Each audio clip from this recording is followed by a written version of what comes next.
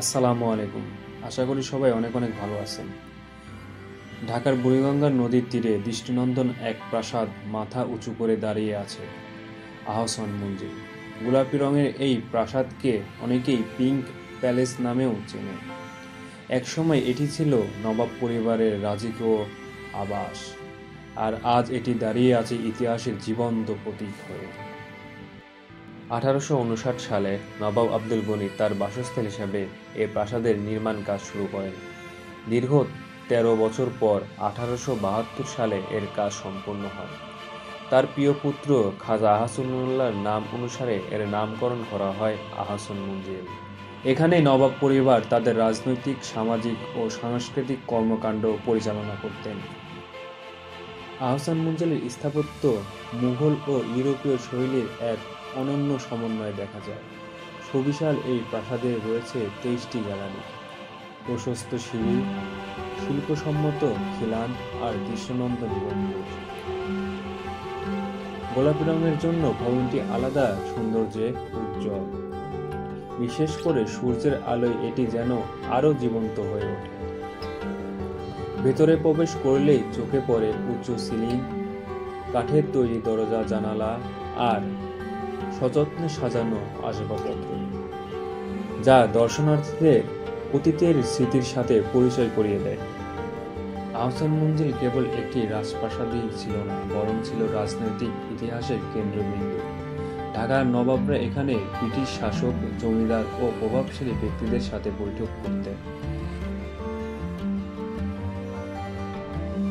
British শাসন আমলের অনেক গুরুত্বপূর্ণ রাজনৈতিক সিদ্ধান্তের সাক্ষী এই প্রাসাদ। বলা হয় ঢাকা বিশ্ববিদ্যালয়ের প্রতিষ্ঠার ক্ষেত্রেও এই প্রাসাদের আলোচনা হয়েছিল। আহসান মঞ্জিলে নবাব পরিবারের বিলাসবহুল জীবনযাত্রার প্রতিফলন দেখা যায়। তারা ব্যবহার করতেন বিদেশি আসবাবপত্র, অলংকার ও মূল্যবান শিল্পকর্ম। সময়ের সাথে সাথে নবাব পরিবারের প্রভাব কমতে থাকে। একসময় আহসান মঞ্জিল অবহেলায় জর্জীর্ণ হয়ে পড়ে। 1952 সালে ভাষা আন্দোলনের পর থেকে এবং বিশেষ করে মুক্তিযুদ্ধ পরবর্তী সময়ে এই ভবনের অবস্থা আরও করুণ হয়ে ওঠে।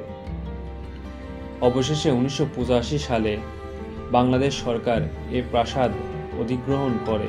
পরে সংস্কার ও পুনর্নির্মাণের মাধ্যমে এটিকে জাতীয় জাদুঘরে পরিণত করা হয়। বর্তমানে আহসান মঞ্জিল হলো একটি জাদুঘর। এখানে সংরক্ষিত রয়েছে নবাব পরিবারের ব্যবহার্য আসবাবপত্র, নথিপত্র, মুদ্রা, অস্ত্রশস্ত্র, চিত্রকলা ও নানা ঐতিহাসিক নিদর্শন। প্রতিদিন হাজারো দর্শনার্থী দেশ বিদেশ থেকে আসেন এ প্রাসাদ দেখতে।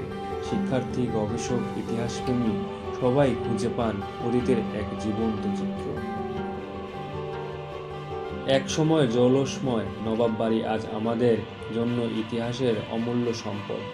আহসান মঞ্জিল দাঁড়িয়ে আছে যেন আমাদের মনে করিয়ে দেয় কত গৌরব, কত কীর্তি আর কত রাজকীয়তার সাক্ষী এ প্রাসাদ। ঢাকা ভ্রমণে এ জায়গাটি না ঘুরে দেখা মানে ইতিহাসের এক অপূর্ব অধ্যায় মিস করা। তাই যখনই ঢাকায় আসবেন অবশ্যই ঘুরে আসবেন বুড়িগঙ্গার তীরে দাঁড়িয়ে থাকা আহসান মঞ্জিল থেকে।